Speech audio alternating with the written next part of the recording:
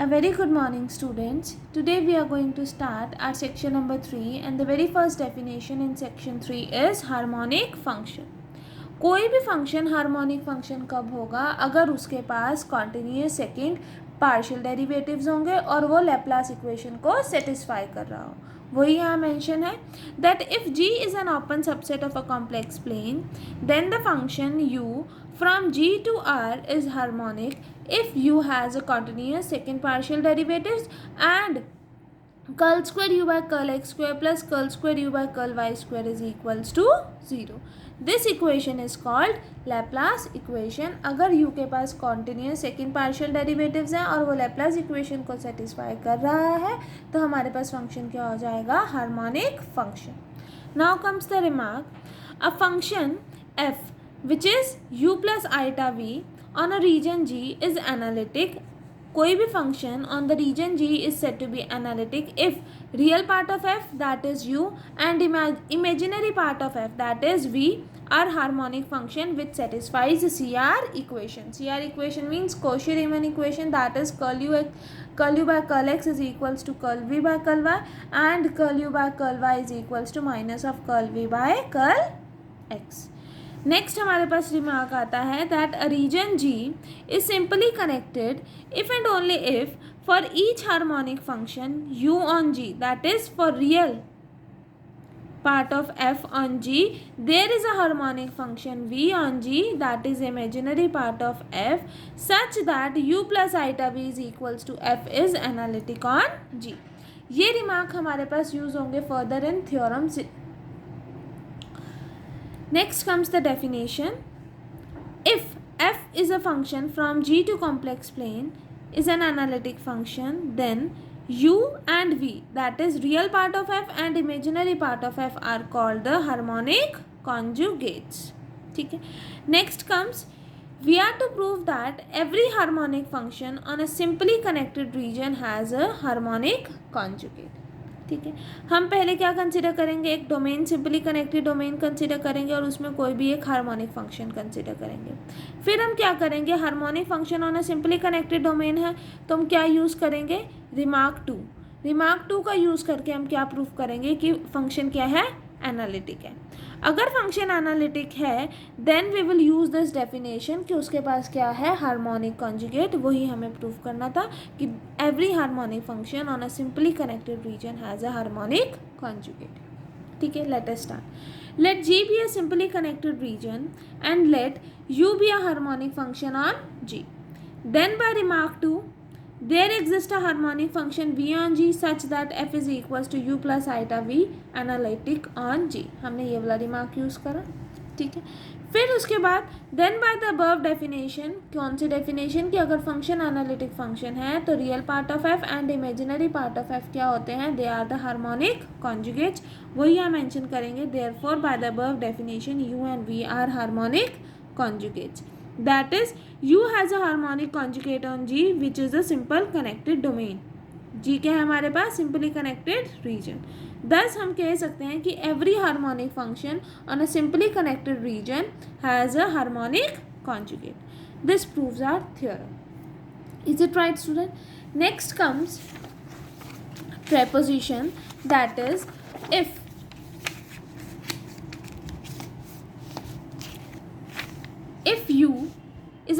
u is a function from G to complex plane is a harmonic function, then we are to prove that u is infinitely differentiable. Let us start its proof. अब यहाँ पर u हम क्या लेके चल रहे हैं? Real part of f और v क्या होता है? Imaginary part of f. तो ऑब्वियसली अगर मैं फंक्शन f को एनालिटिक प्रूव कर दूँ, अगर फंक्शन f एनालिटिक हो गया तो हमें पता है कि every analytic function is infinitely differentiable. तो f क्या हो जाएगा? Infinitely differentiable. तो उसका रियल पार्ट ऑफ f भी तो इन्फिनाइटली डिफरेंशिएबल होगा. दैट इज u भी इन्फिनाइटली डिफरेंशिएबल हो जाएगा. तो मतलब इस प्रपोजिशन को प्रूव करने के लिए हमें सबसे पहले क्या प्रूव करना है? कि f is an analytic function. Let us start.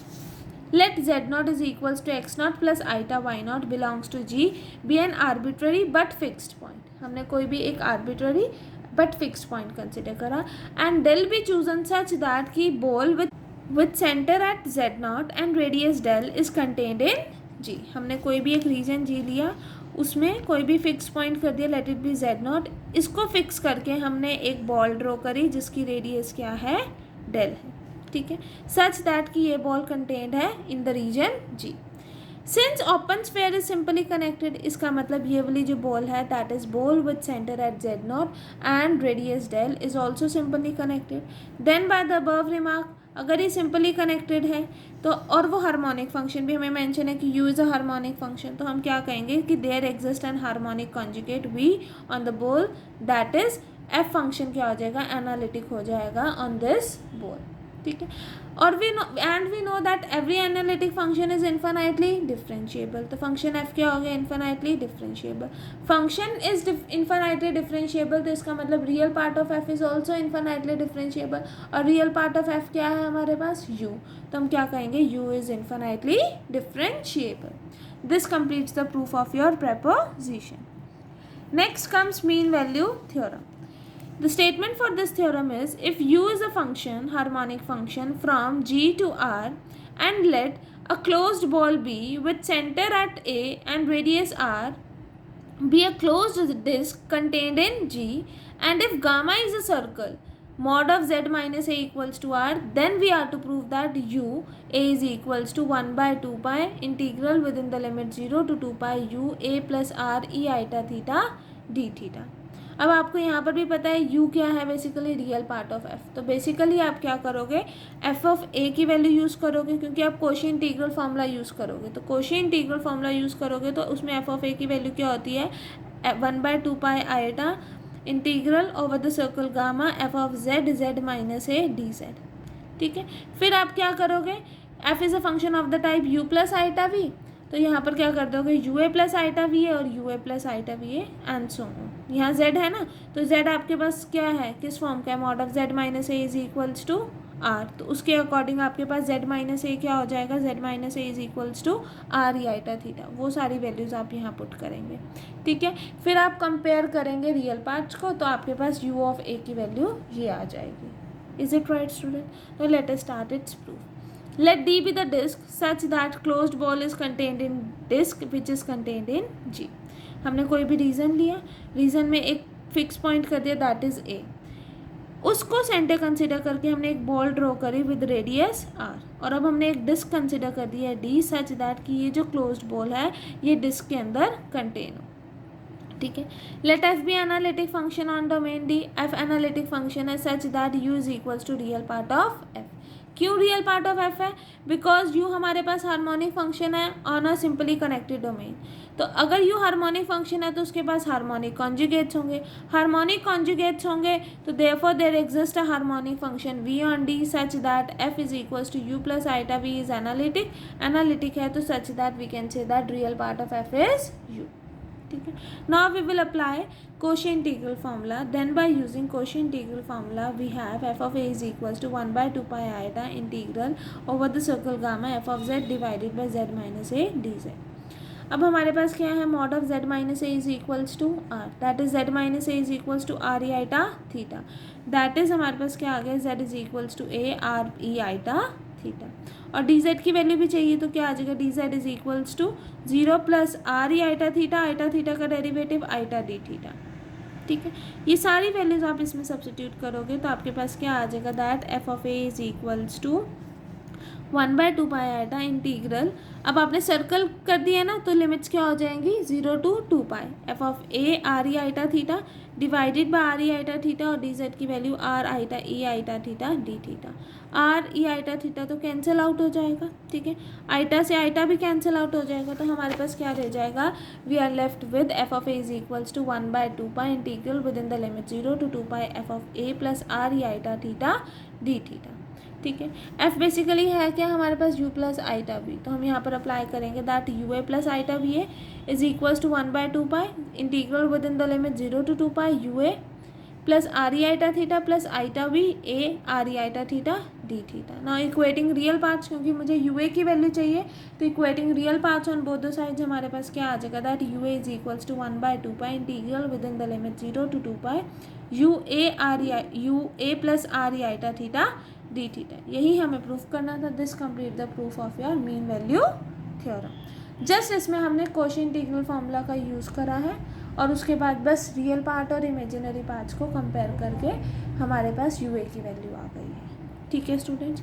Now here comes the definition. A continuous function u from G to R has a mean value property if whenever अगर हमारे पास कोई भी क्लोज्ड बोलोगे with centre at a radius r is contained in G, तो क्या होगा हमारे पास u is equals to 1/2 integral with in the limit 0 to 2 u a plus r iota theta d theta. That is mean value property है, तो ये condition true होगी ही होगी. Is it right student? Next comes harmonic functions on a disc. इसमें सबसे पहले हमारे पास डेफिनेशन है पॉइजन्स कर्नल की. The function PR theta, which is equals to summation of n varying from minus infinity to infinity r mod of n r की power mod of n e iota n theta for r greater than equals to 0 and less than 1 and theta की value किसको belong कर रही है to the open interval minus infinity to infinity is called Poisson kernel. ठीक है. Now P r theta की value हम इस फॉर्म में भी लिख सकते हैं. We will prove this that P r theta can also be written as real part of 1 plus r e iota theta divided by 1 minus r e iota theta, और it can be written in the form 1 plus twice of summation of n varying from 1 to infinity r की power n cos n theta, और it can be written in the form 1 minus r square divided by 1 plus r square minus 2r cos theta, or it can be written in the form 1 minus r square divided by mod of 1 minus r e iota theta का whole square. ठीक है. Let us start with this. इसमें हम ये part को consider करते हैं. हम लेट कर लेते हैं let z is equals to r e iota theta where r की वैल्यू क्या है greater than equals to 1 less than 1 और थीटा किसको बिलोंग कर रहा है to the open interval minus infinity to infinity. तो हमने इस पार्ट को कंसिडर करा that 1 plus r e iota theta divided by 1 minus r e iota theta. अब z किसके इक्वल है आर ई आइटा थीटा के, तो यहाँ पर हम क्या मेंशन कर सकते हैं 1 plus z divided by 1 minus z. तो this can further be written as 1 plus z and 1 minus z का इनवर्स. 1 माइनस जेड का इन्वर्स क्या होगा 1 plus z square plus z cube and so on. अब एक बार 1 को इस सबसे मल्टीप्लाई करोगे तो क्या आ जाएगा 1 plus z square and so on. Z को इससे मल्टीप्लाई करोगे तो क्या आ जाएगा हर एक टर्म के साथ जेड मल्टीप्लाई हो जाएगा. दैट इज किससे स्टार्ट होगा जेड से, तो Z plus z square plus z cube plus so on. तो यहाँ पर देखिए कि 1 अगर आप बाहर ले लेते हैं तो क्या आ जाएगा ब्रैकेट में इधर z plus z square plus so on. यहाँ पर भी क्या है z plus z square plus so on. That is we can write 1 plus twice bracket start z plus z square plus so on. ये क्या है बेसिकली समेशन है from n equal to 1 to infinity z की power n. That is हमारे पास क्या आया कि 1 plus r e iota theta divided by 1 minus r e iota theta can be written as 1 plus twice of summation of n varying from 1 to infinity z की power n. z क्या है basically हमारे पास z is equals to r e iota theta. तो z की power n क्या होगा r की power n e iota n theta. That is हमारे पास क्या आ गई this can be written as 1 plus twice summation of n varying from 1 to infinity r की power n e iota n theta. Now by Euler's formula e iota n theta क्या होता है cos n theta plus iota sine n theta. तो यहाँ हमारे पास क्या आ जाएगा that 1 plus twice summation of n varying from 1 to infinity r की power n cos n theta plus iota sine n theta. That is we can say that 1 plus r e iota theta divided by 1 minus r e iota theta can be written as 1 plus twice of summation of n varying from 1 to infinity r n cos n theta plus इस term को इससे multiply करोगे तो क्या आ जाएगा 2 iota summation of n varying from 1 to infinity r की power n sine n theta. But हमें क्या प्रूव करना है that real part of this यही प्रूव करना है ना कि real part of this is equals to P r theta. तो हम क्या कहेंगे taking real part. Real part लेंगे तो ये वाली टर्म नहीं होगी क्योंकि ये क्या है इमेजिनरी. तो that is real part of 1 plus r e iota theta divided by 1 minus r e iota theta is equals to 1 plus twice summation of n varying from 1 to infinity r की power n cos n theta. Cos n theta को कैसे लिख सकते हैं हम e iota n theta plus e minus iota n theta divided by 2. समेशन के बाहर 2 है और यहाँ 2 है तो कैंसिल आउट हो जाएगा. That is we have 1 plus summation of n varying from 1 to infinity r की power n e iota n theta plus summation of n varying from 1 to infinity r की power n e minus iota n theta. But हमें पता है that P r theta की value क्या होती है it is summation of n varying from minus infinity to infinity r की power mod of n e iota n theta.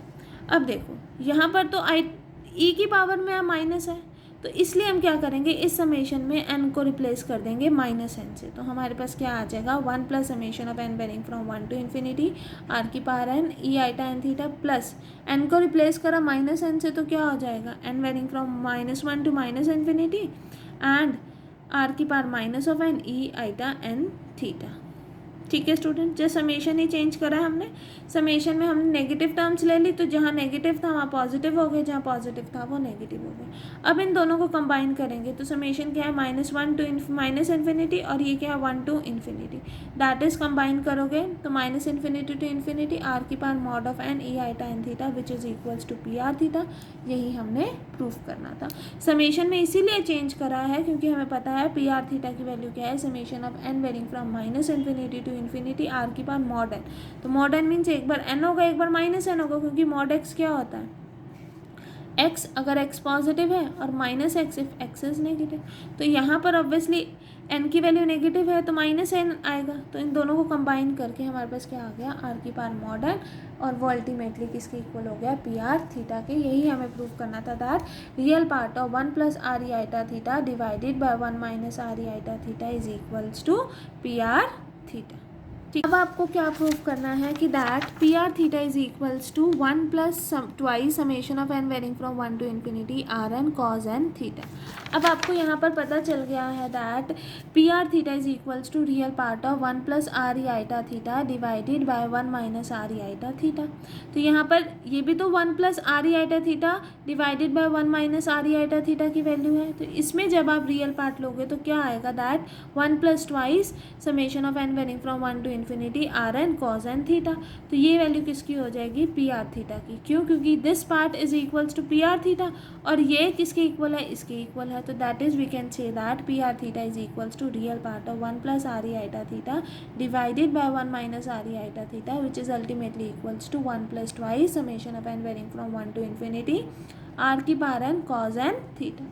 Next अब हमें क्या प्रूव करना है, that P r theta is equals to 1 minus r square divided by 1 plus r square minus 2 r cos theta. उसके लिए हम क्या करेंगे, कंसिडर करेंगे 1 plus r e iota theta divided by 1 minus r e iota theta. इसको multiply और divide करेंगे by the term 1 minus r e minus iota theta divided by 1 minus r e minus iota theta. तो यहाँ पर आपके पास क्या आ जाएगा, 1 minus r e iota minus theta, इसको इससे करेंगे तो plus r e iota theta, और इसको इससे करेंगे तो क्या आ जाएगा, आर स्क्वायर माइनस का divided by 1 minus r e iota minus theta minus of r e iota theta, and इसको इससे करेंगे तो हमारे पास क्या आ जाएगा, प्लस का आर स्क्वायर। ठीक है, यहाँ से आर कॉमन लोगे सेंटर वाली दो टर्म से, same in numerator and same in denominator. Numerator में कैसी आई term, e iota theta minus e minus iota theta which is of the form 2 iota sine theta, क्योंकि हमें पता है sine theta is equals to e iota theta minus e minus iota theta divided by twice of iota, और cos theta की क्या value होती है, e iota theta plus e minus iota theta divided by 2। इसका use करके आपने क्या करा, यहाँ वैल्यू सब्स्टिट्यूट करी। वैल्यू सब्स्टिट्यूट करने के बाद आपके पास क्या आ गया, 1 plus minus r square divided by 1 minus 2 r cos theta plus r square plus 2 iota r sine theta divided by 1 minus 2 r cos theta plus r square. यहाँ रियल और इमेजिनरी पार्ट अलग अलग क्यों कर रहे हैं, क्योंकि हमें पता है इस टर्म का रियल पार्ट क्या है, पी आर थीटा के इक्वल। तो अब हमने क्या लिया, रियल पार्ट लिया, तो वो किसके इक्वल आ गया, 1 minus r square divided by 1 plus r square minus 2 r cos theta, और ये किसके इक्वल है, पी आर थीटा के। तो अल्टीमेटली मेरे पास क्या आ गया, दैट पी आर थीटा की वैल्यू हो गई 1 minus r square divided by 1 plus r square minus 2 r cos theta. Next हमें प्रूव करना है that P r theta is also equals to 1 minus r square divided by mod of 1 minus r e iota theta का mod square. इसके लिए आप क्या consider करोगे, you will consider this part only, that 1 minus r square divided by mod of 1 minus r e iota theta का whole square. तो mod open करेंगे तो मॉड ऑफ जेड क्या होता है, जेड विद जेड कॉन्जुगेट, ठीक है ना। तो यहाँ पर जेड विद जेड कॉन्जुगेट, दोनों को मल्टीप्लाई करेंगे, आपके पास आ जाएगा 1 minus r square divided by 1 minus r e iota theta, ठीक है। And then minus of r e minus iota theta 1 को इससे करेंगे और फिर इसको हम करेंगे इससे, तो क्या आ जाएगा प्लस ऑफ आर स्क्वायर, क्योंकि minus r e iota theta minus of r e minus iota theta, e वाला बेस सेम है, पावर ऐड होंगी तो ई की power minus iota theta plus sorry minus या आइटा थीटा, तो क्या आ जाएगा ई की पावर 0, दैट इज़ 1। साथ में क्या है माइनस ऑफ आर मल्टीप्लाई करोगे तो प्लस आर स्क्वायर आ जाएगा। ठीक है, फिर सेंटर वाली टर्म में से आपने आर कॉमन लिया यहाँ पर, तो आपके पास क्या आ जाएगा 1 minus r square divided by 1 minus r e iota theta plus e minus iota theta plus of r square. ये किसके इक्वल है 2 कॉस थीटा के, दैट इज़ आपके पास क्या आ गया, that it is equals to 1 minus r square divided by 1 minus 2 r cos theta plus r square. तो वो तो यहाँ है, और वो किसके इक्वल है, real part of 1 plus r e iota theta divided by 1 minus r e iota theta, और ये किसके इक्वल है, it is ultimately equals to P r theta. तो मतलब ये सारी वैल्यूज़ किसकी हो गई, पी आर थीटा की।